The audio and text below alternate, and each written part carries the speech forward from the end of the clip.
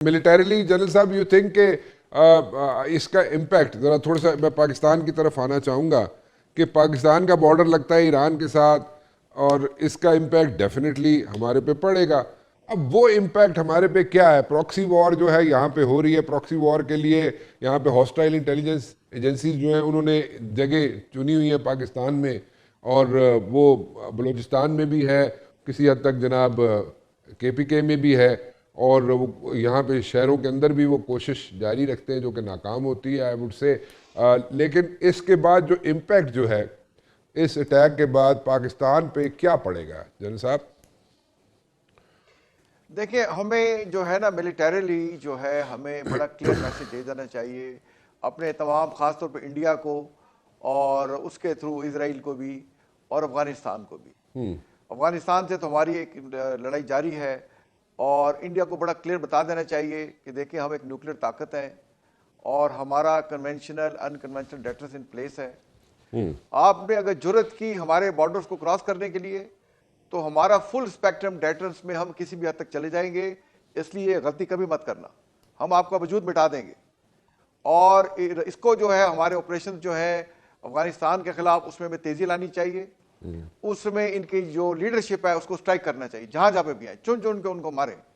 और इनकी जो बची कुची कोरे रह गई हैं, काफ़ी को तो हमने स्ट्राइक किया है, जैसे पता है 8 कोरे हैं, 2 काबिल में है, कुंदस में, एक मज़ार शरीफ में, एक गर्देज में, एक कंधार में, एक हेलमेट और एक उसमें है हिरात में। तो जहां जहां ये बची कुची है इनको स्ट्राइक करना चाहिए, बिल्कुल इनको डिग्रेड करना चाहिए। ठीक। और हमें ईरान के साथ खड़ा होना चाहिए और OIC को अपना इजलास बुलाना चाहिए। और अगर आज ईरान की बारी है तो कल किसी की बारी भी आ सकती है। OIC को एक बड़ा सख्त स्टांस लेके इस अटैक को कंडेम करना चाहिए और ईरान के साथ सीजा प्लाई दीवार के साथ खड़ा होना चाहिए। और ईरान को भी ये उससे एक्सपेक्टेड है कि जो कहता रहा वो करके दिखाए। अगर वो प्रॉक्सीज में इन्वॉल्व रहे तो भुगतेंगे, अगर वहां 5th कॉलमिस्ट रहे और काली भेड़ों को निशानदेही करके उनको अकलाकामा नहीं कर सके तो ये भुगतेंगे। तो हमें एक प्रिंसिपल स्टांस लेना चाहिए, OIC के साथ खड़ा होना चाहिए और ईरान के साथ भी खड़ा होना चाहिए। तो इंशाल्लाह आप देखेंगे, और हमें ज्यादा खतरा इकोनॉमिकली है। देखिए, अगर स्ट्रेट ऑफ हुर्मुज़ बंद हो जाती है हमारे यहाँ, तो देखिए यहां तक मतलब इनकॉम्पिटेंसी है कि 15-15 दिन के बाद ऑयल की प्राइसेस चेंज करते हैं। मतलब ये शर्म की बात है कि एक न्यूक्लियर ताकत और 76-77 साल आज़ादी के हो गए और महीने या 2 महीने या कम से कम 6 साल की जो है ऑयल की प्राइसेस को स्टेबलाइज नहीं कर सकते। 15-15 दिन के बाद प्राइसेस चेंज करते हैं। तो ऑयल का क्राइसिस अगर आता है, स्टेट ऑफ हुर्मुज़ बंद होती है तो हमारे लिए काफ़ी मुश्किलात आ सकती हैं। तो हमें इन तमाम चीज़ों को देखते हुए अपने जो है ऑयल के जो हमारे पास रिजर्व्स हैं उनको जल्दी से इम्प्रूव करना चाहिए, अपने अवाम को कॉन्फिडेंस में लेना चाहिए और ईरान के साथ भी खड़ा होना चाहिए और OIC के साथ भी खड़ा होना चाहिए और हमें इस जारियत को कंडेम करना चाहिए। जानी साहब, 80% ऑयल जो है चाइना जो है ईरान से ले रहा था, और अगर 80% ऑयल वहाँ पे ले रहा था ईरान से, तो मतलब कि ये तो फिर एक इसको अगर ये समझा जाए कि ये जो सारे यहाँ पे इंडिकेटर्स हैं वो ये है कि चाइना को किसी ना किसी तरीके से रोका जाए। चाइना जो है वो उसकी जो ग्रोथ है इस रीजन में उसको रोका जाए, और चाइना जो है उसके साथ जनाब उसको कर्टेल किया जाए। ठीक है, so do you see that happening? क्योंकि 80% रिलाय करता है चाइना तेल के अगर बात की जाए तो ईरान पे, तो वो 80% तेल फिर कहाँ से मैनेज करेगा चाइना? और इसके जो इम्पैक्ट होगा वो चाइना पे भी डेफिनेटली होगा। तो वो कोवर्ट से उठ के ओवर्टली आ सकेगा, अपनी स्ट्रेटजी चेंज करेगा चाइना या नहीं जनरल साहब? देखिए, चाइना वैसे ज्यादा बातचीत नहीं करता, वो जो करता है खामोशी से करते हैं। खामोशी से उनका इकोनॉमिक राइज भी हुआ, खामोशी से उनका मिलिट्री राइज भी हुआ, और विक्ट्री डे परेड में उन्होंने ऐसे ऐसे नए मतलब उनके वेपन देखे कि दुनिया हैरान हो गई। तो मेरा जैसे आप बिल्कुल सही कह रहे हैं, 1.9 million barrels of oil daily इनसे परचेज कर रहे हैं, और रशिया से तो 2.3 मिलियन बैरल भी ले रहे हैं। तो वेनेजुएला से पहले ही लेते थे, वो क्लोज हो गया उनकी सप्लाई चेन। अब ईरान से ले रहे थे और मेजर सप्लाई वो रशिया से भी लेते हैं। तो चाइना बिल्कुल डेफिनेटली जो कुछ हो सका ईरान को वेपन मेरे ख्याल दे चुका है या देगा, इनके साथ खड़ा होगा। अब देखें, ये चीजें डिपेंड करती हैं कि जैसे पाकिस्तान पे इंडिया चढ़ दौड़ा पिछले साल मई में, तो वो एक्सपेक्ट कर रहा था कि हमारा रिस्पॉन्स जैसे ल्यूक वार्म होगा या चुप कर जाएंगे।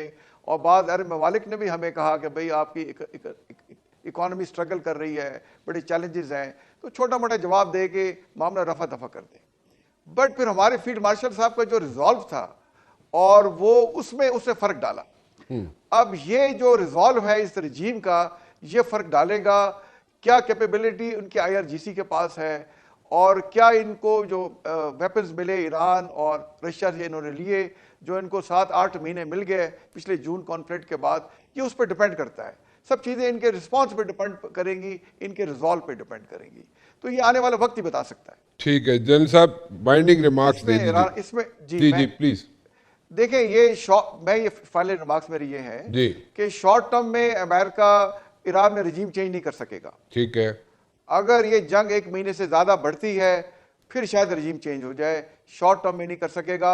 और इसका आउटकम ज्यादातर डिपेंड करता है कि ईरान कैसे इस पे रिस्पॉन्ड करता है। एक चीज जरा बताइएगा जनरल साहब वेरी क्विकली, ये जिस तरीके से जैसे कतर है, कुवैत है और दूसरे जो सपोर्टर्स हैं अमेरिका के मिडिल ईस्ट के अंदर, जो कंट्रीज हैं, जो स्टेट्स हैं, वो स्टेट्स जिनको भी ईरान हिट करना शुरू कर दिया ईरान ने, तो दैट मीन्स के ये फाइनल राउंड है ईरान की तरफ से। इसको ऐसे समझा जाए कि भाई हमें तो अब हीट फेस करनी पड़ रही है, ये हमारा फाइनल राउंड है, और क्योंकि इजराइल ने, अमेरिका ने हमारे पे हमला कर दिया है, तो अब हम जो उसके सपोर्टर्स हैं या इब्राहिम एकॉर्ड के जो सपोर्टर्स हैं या जिन्होंने इब्राहिम एकॉर्ड को किया हुआ है इजराइल को तस्लीम, तो मैं उनको भी हिट करता चलूँ जाते जाते। ऐसा ही है ईरान की स्ट्रेटजी या ईरान का माइंडसेट इस वक्त, या कुछ और है? वेरी क्विकली जनरल साहब। देखिए आप, जी बिल्कुल आप सही कह रहे हैं। देखिए ये नो और नेवर वाली सिचुएशन है।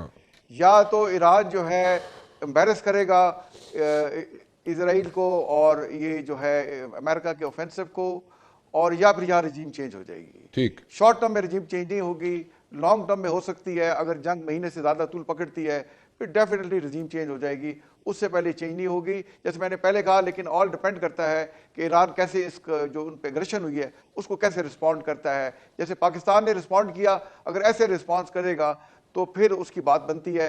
अदरवाइज फिर वो उनके ऑब्जेक्टिव अमेरिका के, इजराइल के अचीव हो सकते हैं। मैं दुआ करता हूँ कि ऐसा ना हो। आप एग्री करते हैं मंसूर साहब? Very quickly. मेरे ख्याल में कि ईरान में ईरानी रजीम की रेजिस्टेंस बहुत स्ट्रांग है। ईरान के अंदर विल पावर बहुत है रेजिस्ट करने की। कैपेसिटी के मुतालिक जरा थोड़े से खदशात हैं, क्योंकि ईरान की capacity over the years arrowed कर दी है अमेरिका और इजराइल ने मिलके। लेकिन मेरा ख्याल है कि ईरान भरपूर रेजिस्टेंस का मुजाहरा करेगा, और हमारी दुआ भी ये है, क्योंकि ये तरीका रजीम चेंज का सही नहीं है।